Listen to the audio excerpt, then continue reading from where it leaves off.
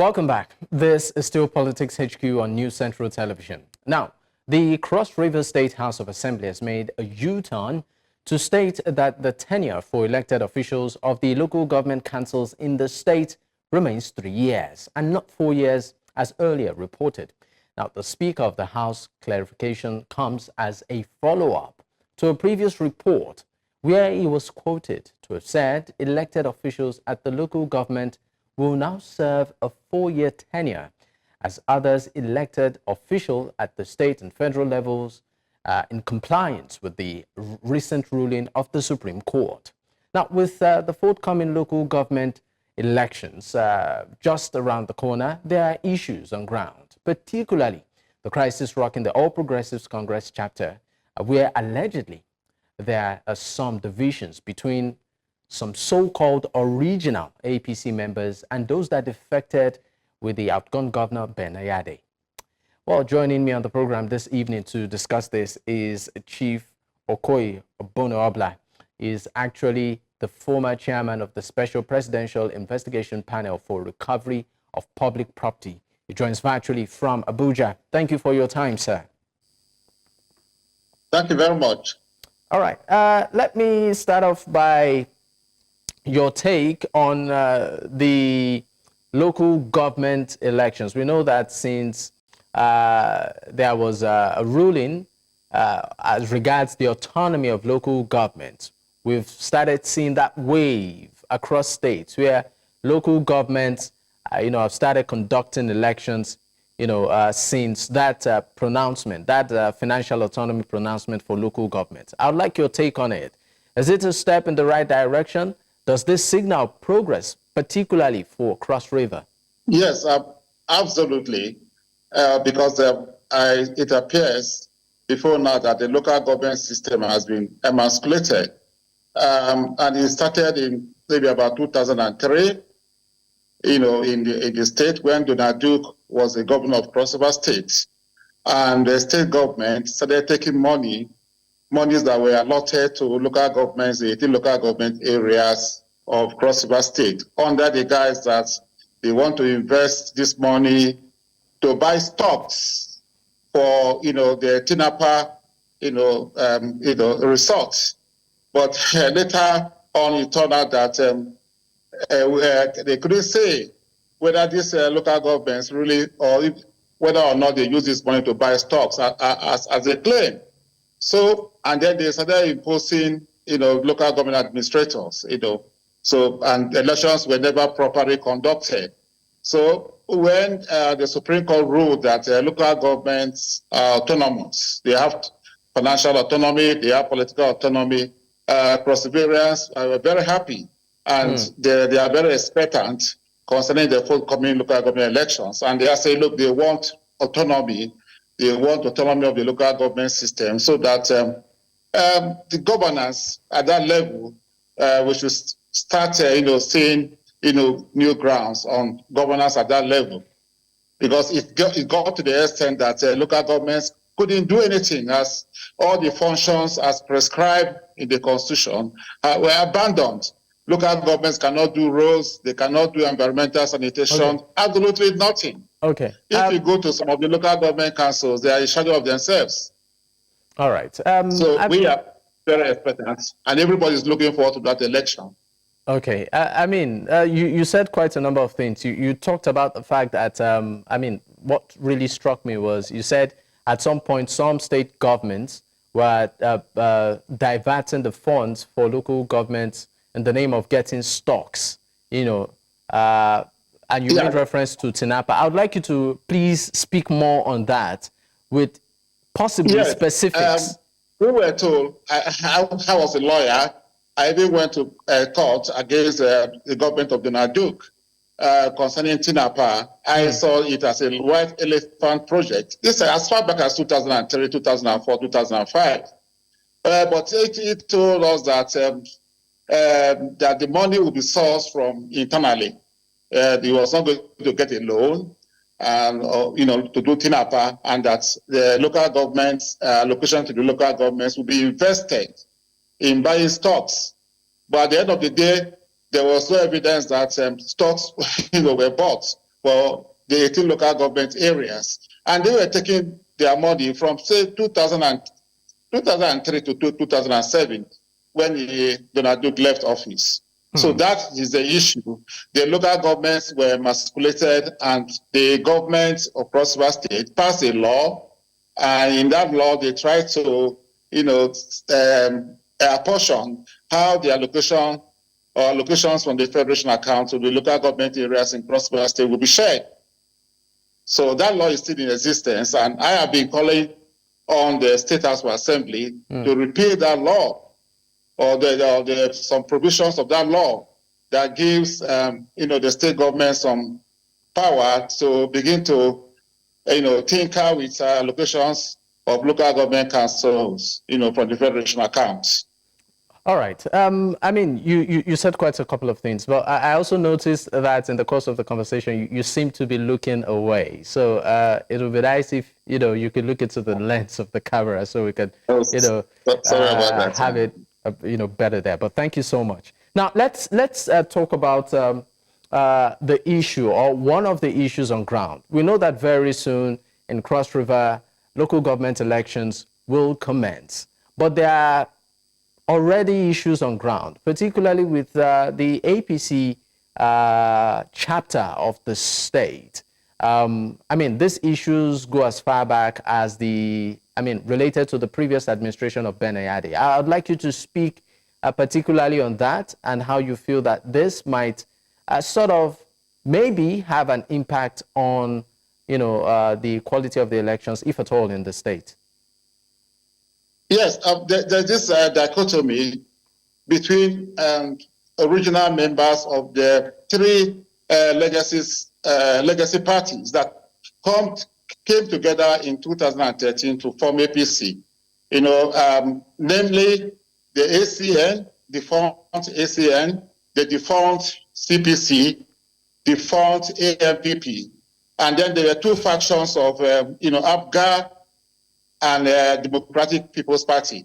These were the parties that came together in 2013 to form APC. As a matter of fact, I was the co-secretary of the Inter-Party Merger Committee. That committee was an umbrella committee of all the parties that were coming together to merge. So these parties were on ground, and they have been there since 1999, when the main army returned back to the barracks. So it is not as if APC was not in Cross River State before Ben Ayade moved into the party. And as a matter of fact, in 2015 general election that brought President Muhammadu Buhari to power, APC almost got 30%. Then in 2019 we got over 30% in the presidential election, and then somebody was elected from my own federal constituency, Yaka Abi federal constituency, in the Central Senatorial District of Cross River State. We elected Dr. Alex Ebona, and it was the first time the opposition was winning elections in Cross River State from 1999. So there was APC, there were structures before Ben Ayade moved into the party with his group in 2021. And since then, when he came over, they took over all the structures of the party from the ward level, the local government level, and the state level. That means the original members, the foundation members, like myself, who have been there, were, the people from the legacy party were supplanted. And then he brought in his group from PDP, and they took over. And the first thing we saw was during the primaries to elect our candidates for the National Assembly, for the State Assembly. And we saw that almost all those who got tickets were from Ben Ayade's group that he came into the party with. So in the Senate, they took all the three tickets for the Senate: Northern Cross River State, Cross River State Northern Senatorial District, Cross River State Central Senatorial District, and the Southern Senatorial District. All the candidates were from that group. In the House of Reps, we have 8 seats in the House was out of Reps. Out of that, they took 6. I'm sorry to interrupt you, but we need to go on a break. You might just need to hold your thought. We'll be right back and then we'll pick up from there. All right. Let's go on a quick commercial break. When we return, of course, we will continue. Stay with us. Staying with us, this is still Politics HQ on News Central Television, and at this time we are looking at the issues around the forthcoming LG polls that will hold soon in Cross River. I still have with me Chief Okoi Obono-Obla as the former chairman for the Special Presidential Investigation Panel for Recovery, and is joining me virtually from Abuja. Thank you for staying with me, sir. Now, before we went on that break, you were trying to sort of give us a picture of what you are considering an issue, within the All Progressives Congress, ahead of the polls. I would like you to tell us, sir, how much of a crisis, if at all, is this, particularly for the party? You are almost all the tickets were given to people Ben Ayade brought into the party. We are not against people coming to the party. The right of freedom of association is a fundamental right. As a matter of fact, you cannot stop somebody from coming into a party. But all what we are saying is that when the new people come into the party to meet older people in the party or old people in the party, there should be an attempt to harmonize the party. There should be inclusivity, because in every diverse society, every segment of the society must have a sense of belonging, particularly in a political party.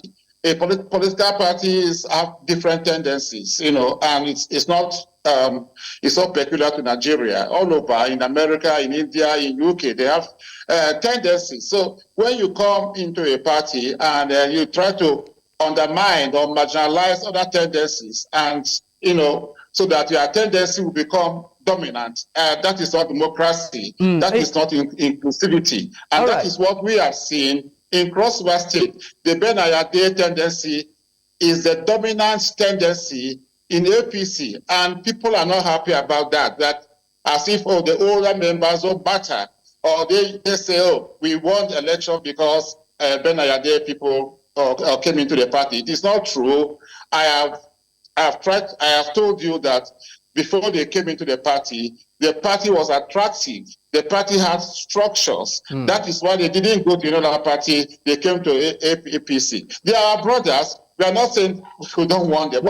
What is the current governor? What is the current governor, Governor Basiotu? What is he doing about it?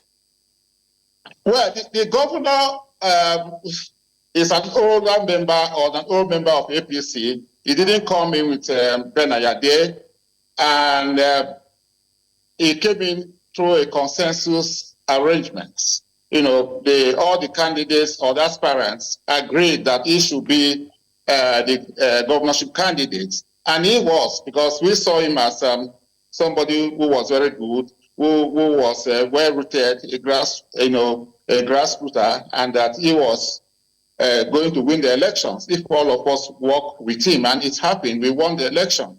So the governor has been focused on,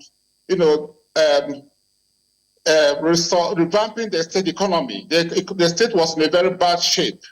So I don't think the governor doesn't want to be distracted by politics. So he has not really focused on politics, which is good for us, because the condition under which we met the state needs serious, work. So, and that is what are you suggesting that the governor's intervention is not necessary in this? Well, the governor's intervention is very necessary. That is why we have been calling for, a Congress, midterm Congress, so that all the tendencies in the party will have an opportunity of participation in the party, the wide spectrum of members who are, participate in party activities and be carried along, so that we don't have a situation in the forthcoming local government election or forthcoming primaries to select candidates for local governments, positions. We don't have a situation where one tendency, that Ben Ayade tendency, will be dominant again, because that will bring a lot of hiccups in the party. So let us have a situation where the old members of the party will be carried along and given tickets, because the way the structure of the party is, if nothing is done, there's a possibility that those who came with Ben Ayade will take over the party. Almost all the candidates will be those who came into the party with Ben Ayade, as we saw in the National Assembly election. We saw it in the State Assembly. Out of 25 tickets available to APC members, all the 25 tickets were people, candidates who came with Ben Ayade into the party. So that is not good. It is not inclusivity.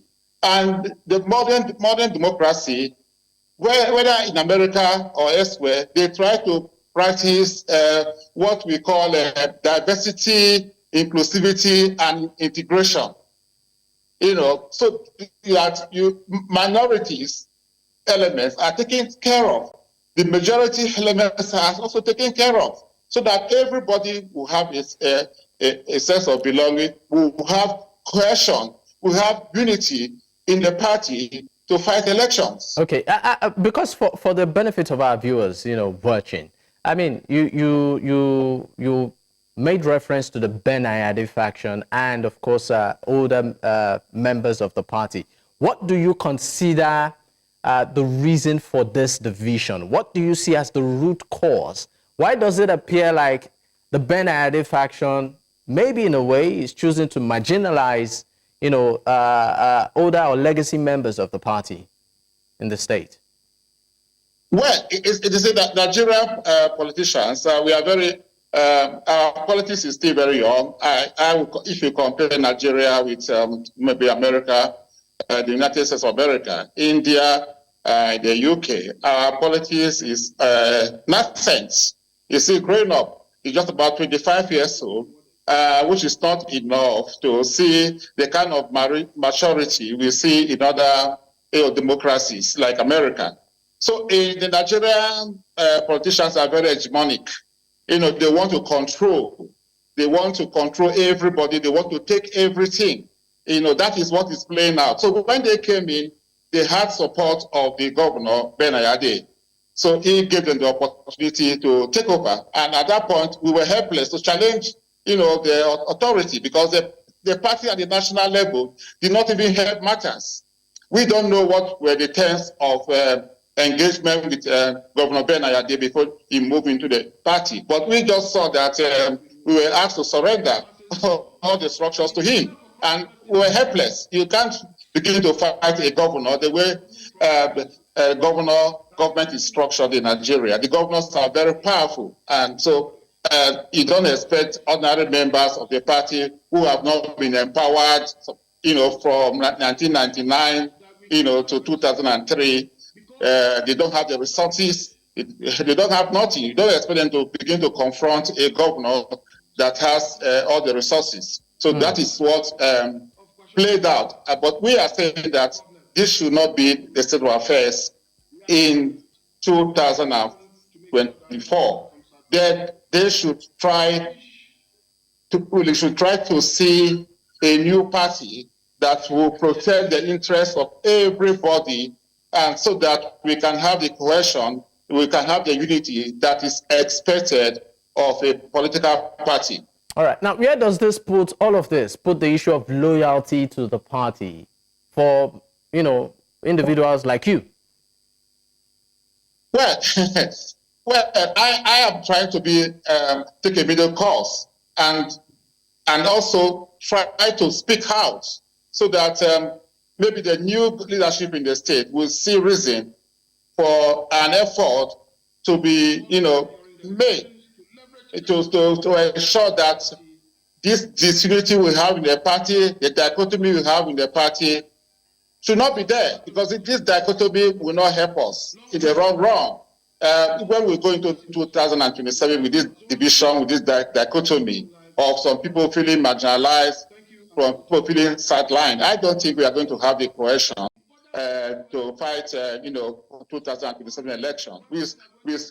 The old members of APC across the state, they demonstrated a lot of maturity, the spirit of give and take, even though there were a lot of these grievances, but these grievances were booted to enable us work together to deliver our candidate, governorship candidate, and we became victorious. So that spirit, that togetherness, which we manifested in 2023, even though there were divisions, but we were able to moot them.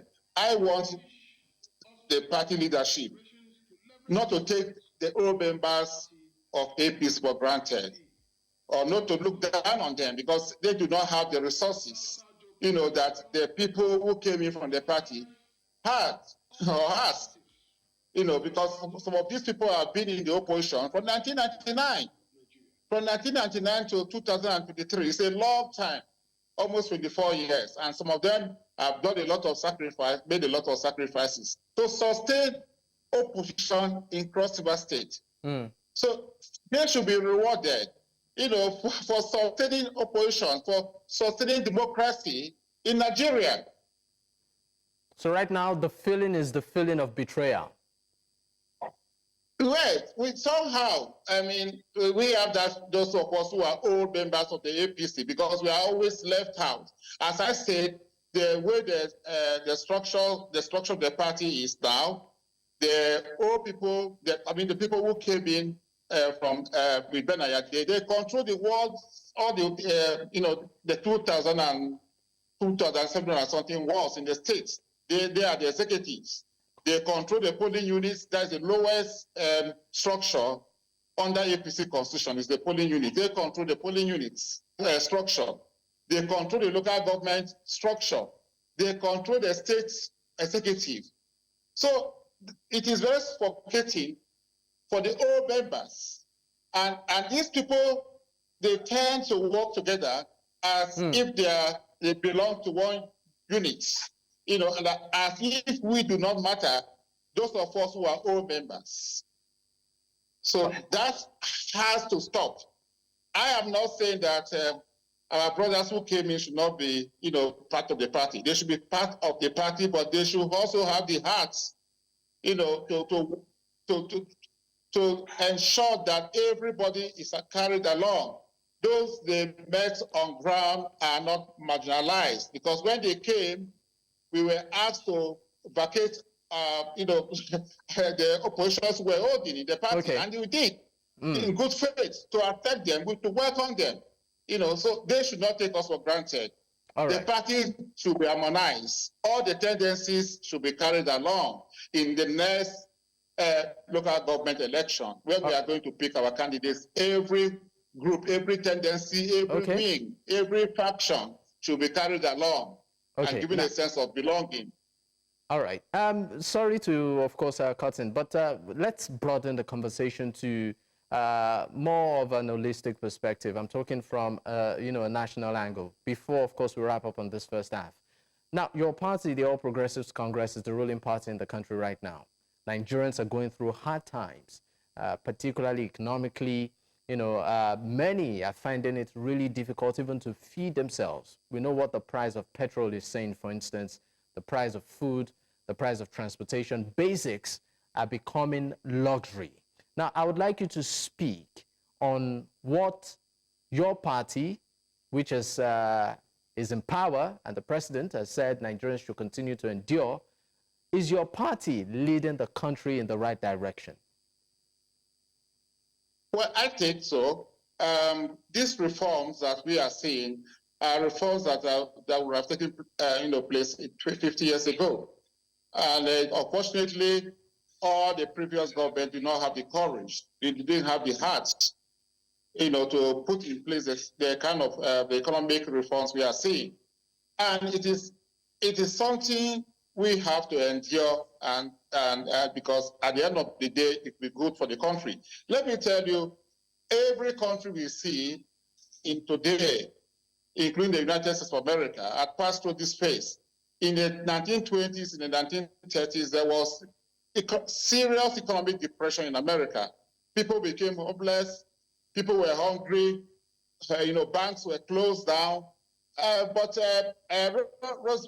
President Roosevelt came into office in 1932, and he was supposed to carry out reforms from 1932 to 1945 that, resulted in America becoming a world power, that also saw America, becoming an industrial power, becoming a military power, becoming an economic power, because of the reforms that were put in place to end the economic depression that devastated America. Let me also China. China, in 1949, there was a civil war between the communist forces and the nationalists. And China in 1949 was a very backward society. It was a very backward country, was desperately poor, was very chaotic. And so when the communist forces under Chairman Mao, Mao Zedong, they defeated the nationalists, and some of them were driven to Taiwan. I mean, you've made reference to world powers you tried to sort of draw a connection how they started with from scratch and then built it to what we have right now. But I mean, many Nigerians watching might really disagree with you on that, given the fact that, number one, the approach to how many of these reforms, particularly the two major ones, the removal of the subsidy regime and also the Naira, the exchange rate, how these reforms were implemented. Also, the same administration is telling Nigerians, be patient, tighten your belt, be frugal, endure. Yet, the same administration is giving subsidy on Hajj, 90 billion, is buying a new presidential jet in billions of Naira, is renovating the quarters of the vice president. And it keeps telling Nigerians there is no money. So, where are we? I don't think government, the machinery of government, should be halted because we are in Nigerians are passing through pains. I am also passing through economic pains too. Everybody, but government has to, continue. We don't want our president to experience what happened to the president of Iran recently, that died in a plane crash. So, in as much as we are asking Nigerians to exercise patience, to endure, then government has to continue. The vice president has to have a good place to stay. The president has to travel. You don't expect the president to travel with a rickety plane. We have to protect our president as much as possible. So this is not what I'm. But there are presidents across the world who fly commercial. Well, I don't think it is. It's good for our president to fly commercial. But if he wants to do that, fine. But I don't think it's something we should harass the president to start flying commercial.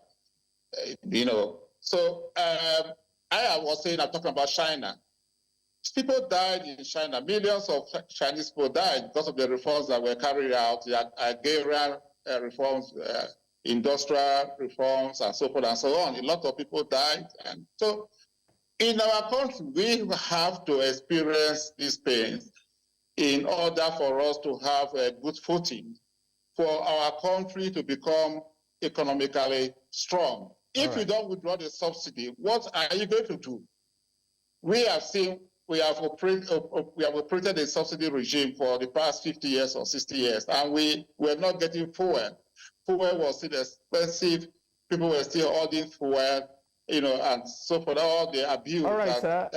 I'm sorry. We saw when the subsidy regime was in place. So all right, sir. I'm sorry I need to cut in here because we are pressed for time. But thank you so much for being on the program with us. Chief Okoi Obono-Obla is the former chairman for the Special Presidential Investigation Panel for Recovery. And of course, he has been speaking, that's recovery of public property. Once again, thank you for your time, sir.